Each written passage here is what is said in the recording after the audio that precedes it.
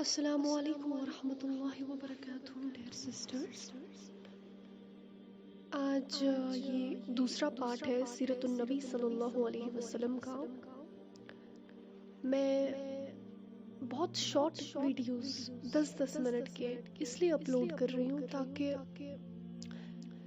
سب لوگ جو ہے اچھے سے سن سکے، کیونکہ اس بات کا اندازہ ہے مجھے کہ آج لوگ بہت زیادہ بزی ہوتے ہیں، تو کم سے کم ہمارے پاس اتنی فرصت تو ہوگی کہ ہم 10 منٹ کا ایک شارٹ ویڈیو جو ہے دیکھ سکیں. خیر، ہم کل پہنچے تھے کہ حضرت ابراہیم علیہ السلام نے اپنی بی بی ہاجرہ کو جہاں آج پریزنٹ میں زمزم کا کنواں ہے وہاں پہ چھوڑ دیا.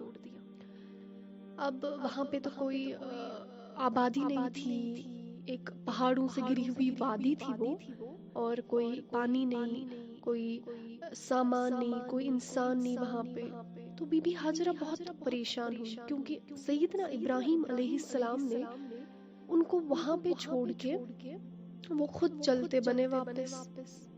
اب جو ہی وہ چلے گئے تو بی بی ہاجرہ بہت پریشان ہو گئی کہ یہ کیا مسئلہ ہے، تو وہ پیچھے پیچھے ان کے دوڑی.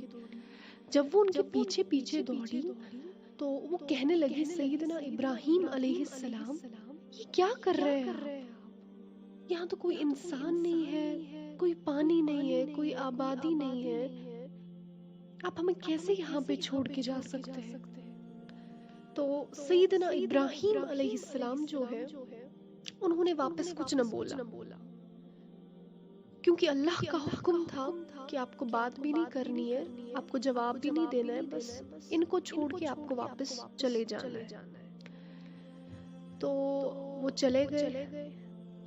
بی بی ہاجرہ پھر سے دوڑنے لگی ان کے پیچھے پیچھے اور بولنے لگی حضرت ابراہیم علیہ السلام اچھا مجھے یہ بول دے کہ کیا آپ کو آپ کے اللہ کی طرف سے یہ حکم آیا ہے یا آپ اپنی کسی ناراضگی کی وجہ سے ہمیں یہاں پہ چھوڑ کے جا رہے ہیں؟ تو اب جو ہے سیدنا ابراہیم علیہ السلام کو حکم ملا اللہ تعالیٰ کی طرف سے کہ آپ بات کریں، آپ ان کو بولے کہ ہاں مجھے اللہ کا حکم ملا ہے. تو انہوں نے کیا کہا بی بی ہاجرہ سے کہ جی مجھے اللہ تعالیٰ کی طرف سے حکم ہوا ہے کہ میں آپ کو یہاں پہ چھوڑ دوں. جب یہ بات سیدنا ابراہیم علیہ السلام نے بی بی ہاجرہ سے کہی تو بی بی ہاجرہ، ایک روایت میں آتا ہے کہ بی بی ہاجرہ نے کہا، ان کی زبان مبارک سے جو کلمات نکلے وہ تھے حسبنا اللہ و نعم الوکیل. اس کا مطلب ہے کہ ابراہیم آپ جاؤ، اب ہمیں اللہ ہی کافی ہے، وہ ہمیں ضائع نہیں کرے گا. اب دیکھیں نا کتنا یقین تھا کہ اپنے شوہر کو ایک بیوی یہ بولتی ہے کہ اب آپ جاؤ، اگر اللہ کا حکم ہے تو وہ ہمیں ضائع نہیں کرے گا. اور یہ بھی ساتھ میں کہا کہ اگر اللہ نے حکم دیا ہے تو ان کے حکم دینے میں ہمارا ہی ضرور کوئی نہ کوئی جو ہے فائدہ ہوگا، کیونکہ اس مقام پہ آپ ہمیں چھوڑ کے جا رہے ہیں، یہاں پہ بھی اللہ تعالیٰ نے کچھ نہ کچھ تو رکھا ہوگا. کیونکہ اگر مارنا ہی ہوتا، کوئی سزا ہی دینی ہوتی، تب تو فلسطین میں بھی دے سکتے تھے، عراق میں بھی دے سکتے تھے، شام میں بھی دے سکتے تھے. اس مقام پہ لانے کی کوئی پرٹیکولر وجہ ضرور ہوگی. تو اب دیکھیں توکل کیا ہے، توکل کی بات آتی ہے یہاں پہ جو ایک نوٹ کرنے والی بات ہے. اور اس بات کو آپ کمپیئر کریں آج کے پریزنٹ ٹائمز میں یا پریزنٹ ٹائمز سے کہ ہم کیا کر رہے ہیں، ہمارا کون سا توکل ہے اللہ تعالیٰ پر. کسی کا معمولی سا ایگزام کوالیفائی نہیں ہوتا وہ سیوسائڈ کرنے پہ آ جاتے ہیں. کسی کے معمولی سا ہیلتھ ایشو ہو جائے کسی کا، وہ اپنے آپ کو، اپنی زندگی کو کوسنے لگتے ہیں کہ ہائے یہ کیا ہو گیا میرے ساتھ، کیا میں ہی ملا تھا اللہ کو. ہم یہ نہیں سوچتے کہ اللہ تعالیٰ تو خیر کرنے والے ہیں. اللہ تعالیٰ تو اپنے بندوں کو اپنے نزدیک لانے کے بہانے ڈھونڈتے رہتے ہیں. ہم یہ نہیں سمجھ پاتے کہ ایک بار جب ہم حق کے راستے پہ چلنے لگتے ہیں تو پھر راستہ کیسا بھی ہو، کتنا ہی مشکل کیوں نہ ہو، بس اللہ تعالیٰ پہ یقین کرتے جانا ہے، اس پہ چیزیں چھوڑنی ہے، اپنا حصہ کرنا ہے، اپنا آپ ہم سے جو بھی بنتا ہے وہ کرنا ہے، باقی اللہ تعالیٰ پہ سب چھوڑنا ہے، اس پہ توکل کرنا ہے۔ یہ چیز ہم میں آج بہت زیادہ لیکنگ ہے، مجھ میں، ہم سب میں۔ ہم اللہ تعالیٰ پہ توکل ہی نہیں کرتے، ہمیں یہ یقین ہی نہیں کہ اللہ تعالیٰ خیر کرنے والے ہیں۔ تو توکل ایک بہت بڑی چیز ہے جو ہم سب مسلمانوں پر فرض بنتا ہے کہ ہم کریں، ہم توکل کریں اللہ تعالیٰ پہ کسی بھی حال میں، چاہے کوئی بھی کتنی بڑی سچویشن کیوں نہ ہو، کتنی ہی بڑی پرابلم کیوں نہ ہو، بس اپنے دل کو یہ کہے کہ نہیں، اگر اللہ تعالیٰ نے یہ سچویشن میری زندگی میں رکھی ہے تو کسی خیر کرنے، مطلب کوئی خیر اس کے پیچھے ہے، اس کے پیچھے جو ہے کوئی اچھائی چھپی ہے، کیونکہ ہم تو اتنے کیپیبل نہیں ہے نا کہ ہم دیکھ سکے کہ یہ ہمارے لیے اچھا ہے۔ اللہ تعالیٰ فرماتے ہیں کہ کبھی کبھی شر میں خیر چھپا ہوتا ہے اور خیر میں شر چھپا ہوتا ہے۔ جو چیزیں آپ کو کبھی کبھی بری لگتی ہے ان میں آپ کے لیے اچھا ہو سکتا ہے، اور جو چیزیں آپ کو کبھی کبھی اچھی لگتی ہے ان میں آپ کے لیے برا ہو سکتا ہے۔ اللہ تعالیٰ بہتر جاننے والے ہیں، اور ہم اتنے کیپیبل نہیں کہ ہم اس ٹائم پہ یہ سمجھ پائے کہ ہمارے لیے کیا اچھا ہے کیا برا ہے۔ بس ایک ہی راستہ ہے، توکل کرتے جاؤ۔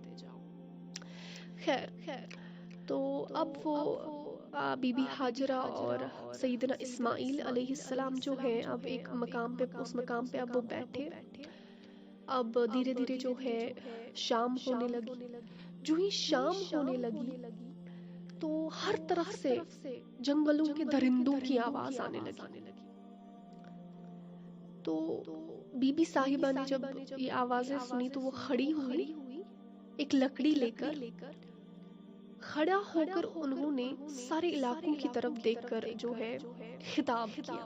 حالانکہ وہاں کوئی انسان نہیں تھا، وہ یہ جانتی تھی، اور یہ چیز جو ہے انہوں نے بولی کہ ہاں مجھے پتا ہے یہاں کوئی انسان نہیں ہے جس سے میں خطاب کروں، لیکن سن لو، مطلب وہ جانوروں سے خطاب کر رہی تھی کہ سن لو، میں ایک اللہ کے نبی خلیل یعنی سیدنا ابراہیم علیہ السلام کی زوجہ ہوں، بیوی ہوں، اور سیدنا اسماعیل علیہ السلام کی امی ہوں۔ تو جب انہوں نے یہ کہا تو کہتے ہیں کہ فوراً جو ہے اس کے بعد جانور خاموش ہونے لگے، بلکہ کچھ دیر بعد جو ہے جانور یہ اظہار کرنے لگے کہ وہ ایک پہرے، جیسے پہرا دیتے ہیں نا، جیسے گارڈز پہرا دیتے ہیں، ٹھیک ہے، اس طریقے سے وہ جو ہے گھیرنے لگے ان کو، بہت دور بیٹھے، چپ چاپ بیٹھے، اور یہ ظاہر کرنے لگے کہ ہم آپ کے نقصان کے لیے نہیں بلکہ آپ کی حفاظت کے لیے آئے ہیں۔ اللہ اکبر۔ تو اب کیونکہ یہ تو وہی بچہ تھا نا، سیدنا اسماعیل جو ہے یہ وہی بچے تھے جن کی نسل میں پیدا ہونا تھا حضرت محمد رسول اللہ صلی اللہ علیہ وسلم۔ تو اگر اسماعیل علیہ السلام کی حفاظت نہ ہوتی تو یہ سلسلہ حضور تک کیسے پہنچتا؟ خیر، اب یہ رات بھی گزری، تو اب جو ان کے پاس پانی، کھانے کا کچھ سامان تھا وہ ختم ہو چکا تھا۔ سیدنا اسماعیل علیہ السلام جو ہے وہ پانی سے تڑپنے لگے، ان کو بہت زیادہ پیاس لگ رہی تھی۔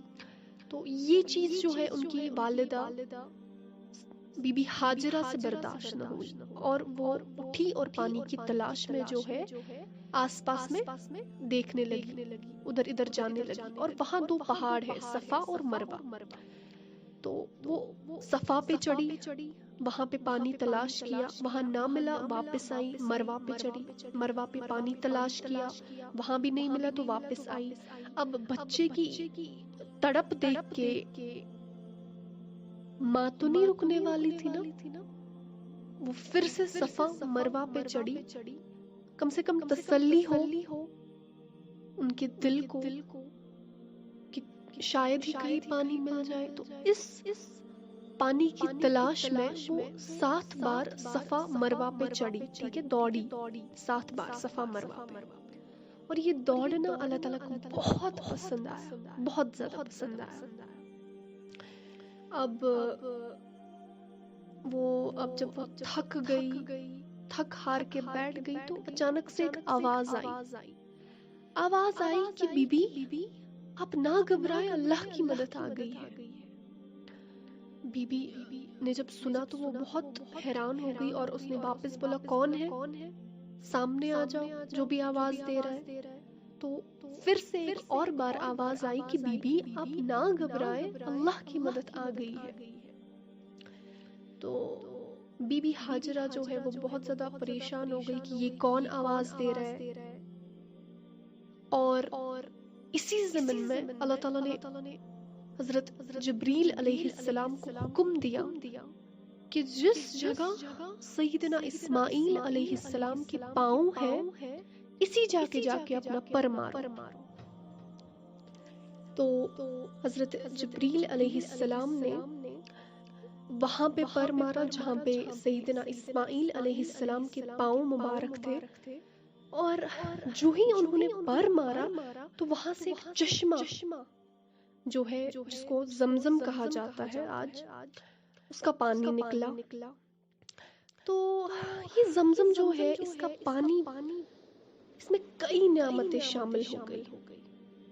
ایک تو جبریل علیہ السلام کا پر، جیسے کہ میں نے آپ کو ابھی بولا، اور دوسرا اللہ کے نبی اسماعیل علیہ السلام کے پاؤں. تیسرا اس میں ایک سب سے بڑی نعمت جو ہے شامل ہو گئی، وہ یہ کہ ایک بار حضور پاک صلی اللہ علیہ وسلم نے جب یہ پانی پیا تو آپ نے پینے کے بعد تھوڑا سا پانی بچا کے برتن میں ڈالا اور اپنا لعاب مبارک یعنی کہ سلائیوا، اپنا لعاب مبارک اس پانی میں ڈالا اور اس کے بعد حکم دیا کہ اس کو بھی زمزم میں ڈال دو.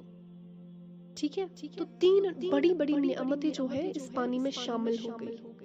تو اسی لیے علماء نے لکھا ہے، علماء کہتے ہیں کہ زمزم کا پانی جو ہے وہ جنت کے پانی سے افضل ہے. تو آج کی ویڈیو میں بس اتنا ہی.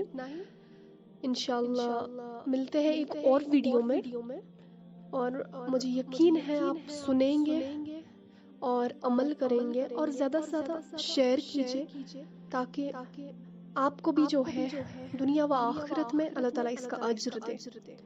فی امان اللہ.